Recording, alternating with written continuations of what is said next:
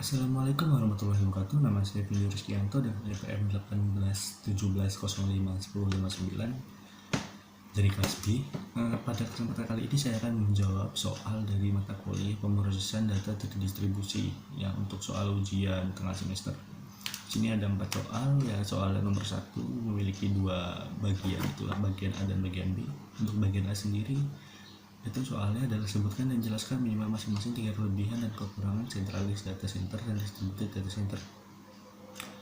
Kelebihan dan kekurangannya itu adalah, yang pertama itu kelebihannya tidak membutuhkan biaya operasional tinggi untuk membangun sebuah dedicated server tambahan.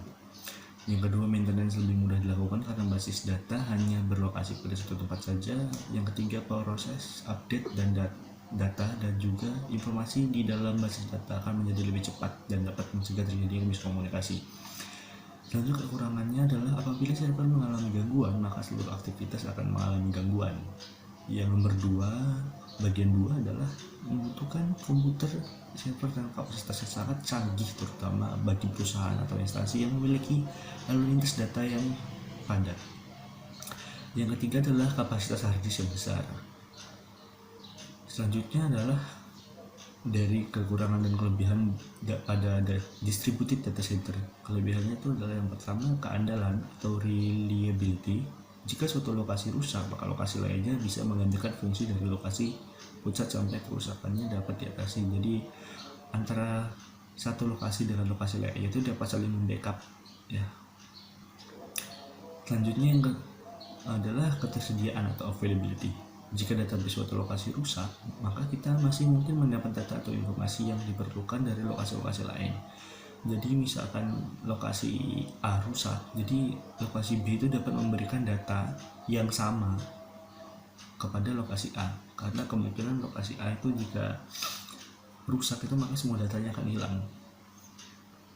Yang ketiga adalah kinerja yang lebih baik karena kita ditempatkan di tempat yang sesuai dengan kebutuhan, dan komputer dalam sistem dapat bekerja secara paralel sehingga pembebanan pada komputer server menjadi seimbang. Jadi antara lokasi satu dengan lokasi lainnya itu memiliki kinerja yang sama atau beban yang sama, itu tidak ada yang saling membebani antara satu sama lain.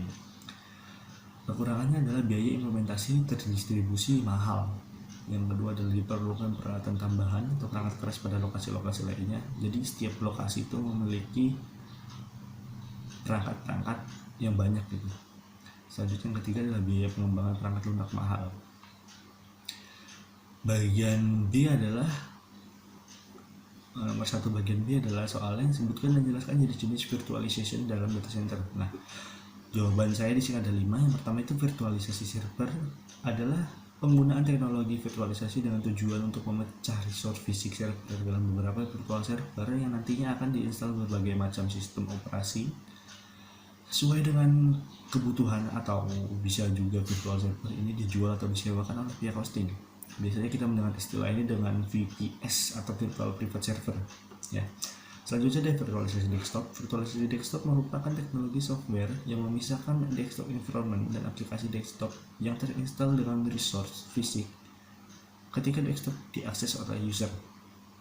Yang biasanya digunakan berbarengan dengan virtualisasi aplikasi user profile management system atau bisa lebih dikenal dengan virtualisasi user. Nah, yang dimana itu satu komputer itu dapat digunakan oleh banyak user gitu ya, menggunakan remote desktop atau juga menggunakan cloud interface sehingga lebih fleksibel. Yang ketiga adalah virtualisasi aplikasi. Virtualisasi aplikasi memungkinkan kita untuk menjalankan sebuah aplikasi tanpa harus menginstal aplikasi tersebut. Bahkan kita bisa menjalankannya secara remote dan menggunakan web interface atau cloud interface. Yang keempat adalah virtualisasi network.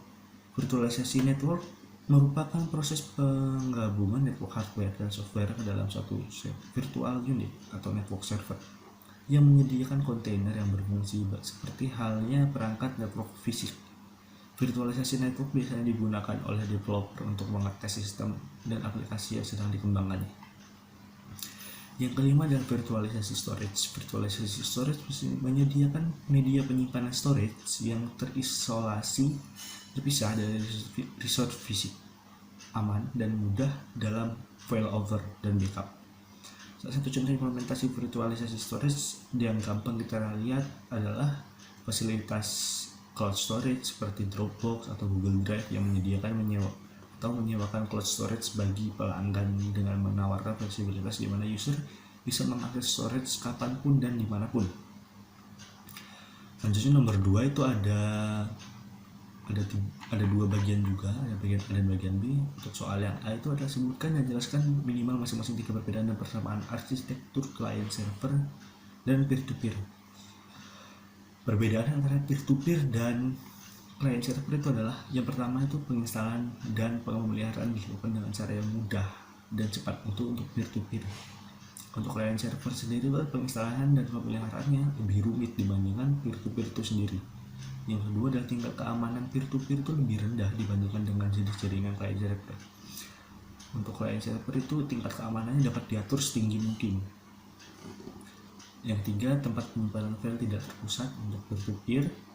Untuk client server sendiri itu file penyimpanan file itu terpusat di satu titik gitu. Nah, persamaannya adalah keduanya merupakan sekumpulan komputer yang saling terkoneksi dengan media transmisi yang tidak terlalu jauh berbeda dan sama-sama memindahkan file. Untuk soal bagian B adalah apa yang dimaksud dengan komunikasi data asinkronus dan sinkronus. Jawaban saya itu adalah asinkronus itu sendiri adalah komunikasi online atau tidak langsung. Atau asinkronus itu adalah mediasi komputer dan layanan dari dalam terlaksanakannya komunikasi yang dilakukan secara tunda dengan menggunakan media seperti email, forum, dan membaca dan menulis dokumen melalui online atau melalui www. Nah, jadi untuk cara kerjanya implementasinya itu seperti ini. Jadi secara tidak langsung jadi dari pengirim itu memiliki beberapa tahapan sehingga untuk sampai ke si penerima. Jadi dari pengirim itu memiliki beberapa proses sebelum sampai pada penerima. Lalu sinkronus, komunikasi online langsung atau sinkronus adalah mediasi komputer dan layanan daring dalam terlaksanakannya komunikasi yang dilakukan secara langsung dengan menggunakan media seperti video call dan chat. Nah, kalau untuk sinkronus ini sendiri dia dari pengirim itu langsung ke receiver. Jadi dari pengirim untuk ke receiver itu tidak memiliki tahapan untuk melakukan pentransferan datanya itu ya. Jadi langsung sampai ke penerima. Selanjutnya soal 3, nomor 3 itu yang bagian A itu adalah sebutkan dan jelaskan jenis-jenis topologi jaringan dalam distributed data process. Nah, di sini topologi itu ada 5. Yang pertama topologi ring, sesuai namanya topologi ini juga sering disebut sebagai topologi cincin. Topologi ini merupakan jaringan komputer yang dihubungkan dengan komputer lain yang bentuknya seperti ring atau cincin. Jenis topologi ini memanfaatkan LAN card supaya setiap komputer bisa terkoneksikan. Yang kedua topologi bus, bisa disebut juga topologi bus merupakan topologi yang begitu sederhana dibandingkan topologi jaringan lainnya. Umumnya topologi ini diterapkan pada instalasi jaringan berbasis kabel koaksial. Topologi ini menggunakan kabel koaksial sepanjang node klien dan konektor. Yang ketiga adalah topologi star. Topologi star atau topologi bintang merupakan topologi jaringan yang berbentuk seperti bintang, di mana jaringan ini umumnya memakai hub dan switch untuk mengkoneksikan antara kliennya. Topologi ini banyak digunakan karena menyimpan banyak kelebihan dibanding jenis topologi jaringan lainnya. Yang keempat adalah topologi mesh. Topologi mesh sendiri itu merupakan topologi yang bisa dipakai untuk rute banyak di jaringan yang ingin digunakan. Jaringan di topologi ini menggunakan kabel tunggal sehingga pengiriman data lebih cepat daripada tanpa memakai hub atau switch. Jadi langsung gitu ya. Yang kelima ada topologi tree. Topologi jaringan komputer tree juga disebut sebagai topologi pohon. Jenis topologi ini merupakan gabungan topologi bus dan juga star. Jenis topologi ini dipakai untuk interkoneksi atau antara hierarki dengan pusat berbeda.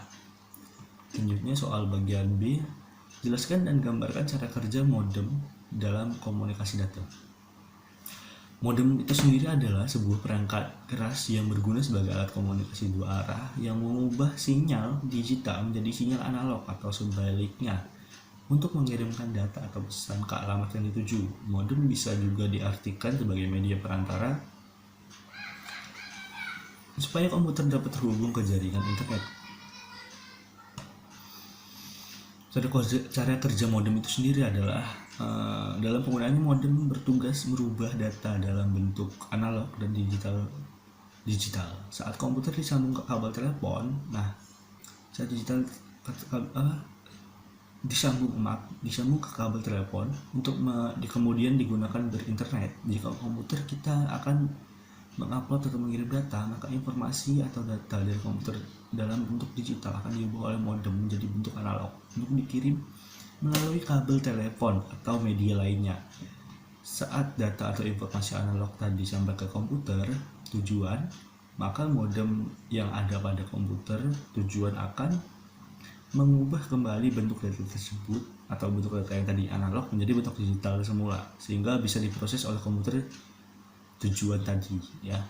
Begitu pula pada saat kita mendownload data atau file, data tersebut merupakan data analog saat berada pada kabel telepon.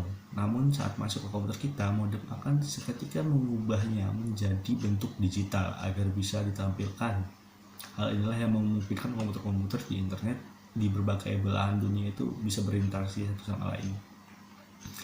Nah, ilustrasi seperti ini, jadi dari komputer itu dihubungkan menggunakan kabel Ethernet kabel ya untuk menghubungkan kepada modem. Lalu kepada modem itu dihubungkan kepada phone line splitter.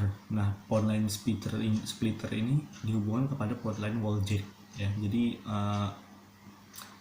colokan yang ada di dinding dihubungkan kepada yang di dinding. Lalu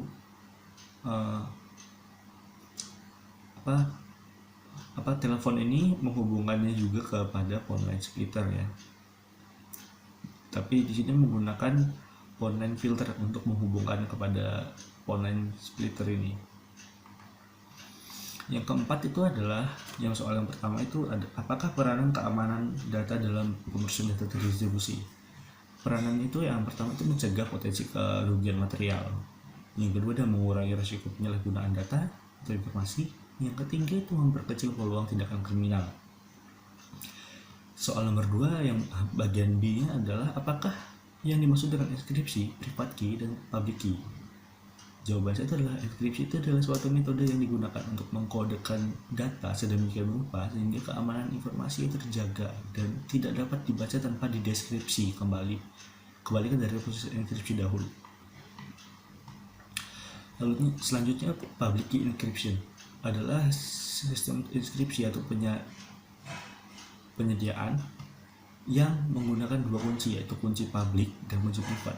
Kunci publik diperuntukkan oleh pemilik dan digunakan oleh semua orang yang ingin mengirimkan pesan terenskripsi pada pemilik kunci. Kunci privat digunakan oleh pemilik kunci untuk membuka pesan terenskripsi yang ia terima. Selanjutnya adalah public key encryption.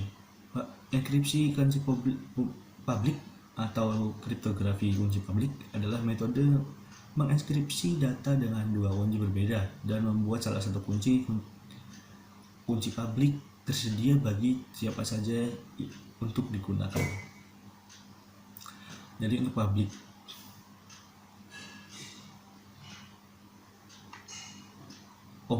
ini bukan public key.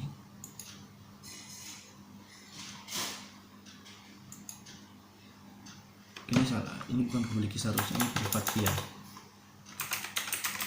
Nah, ini private key, saya salah. Jadi private key itu salah nulis tadi. Jadi private key itu adalah kunci ya.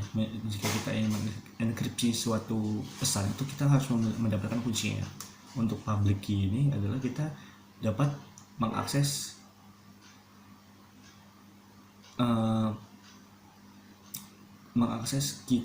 pesan tersebut secara bebas ya.